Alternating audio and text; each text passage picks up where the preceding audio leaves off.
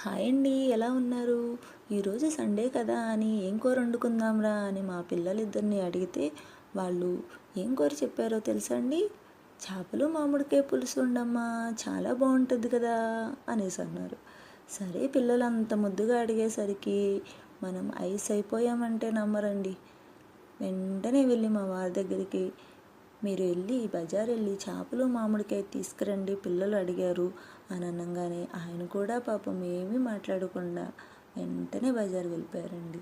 ఆయన బజార్ నుంచి వచ్చేలోపు సరే ఖాళీగా ఉండడం ఎందుకు, ఆయన రాగానే వంట స్టార్ట్ చేసేసుకోవచ్చు కదా అని చెప్పేసి ఉల్లిపాయలు, పచ్చిమిరకాయలు, అల్లం పేస్టు, కొత్తిమీర ఇవన్నీ కోసేసుకొని రెడీగా అట్టు పెట్టేసుకుందాంలే అని ఆతృతగా మొదలు పెడితే ఇవి ఏమీ కొయ్యకముందే మా వారు చేపలని మామిడికాయలని తీసుకొచ్చేసారండి.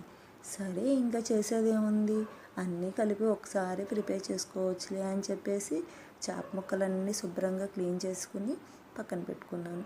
ఈ తీసుకొచ్చిన మామిడికాయ మనకున్న చేపకి కరెక్ట్గా సరిపోతుందండి. ఆ మామిడికాయ కూడా చాలా పుల్లగా ఉంటేనే ఆ సైజు కేజీన్నర చేపల కూరకి సరిపోతుంది. అదే చేప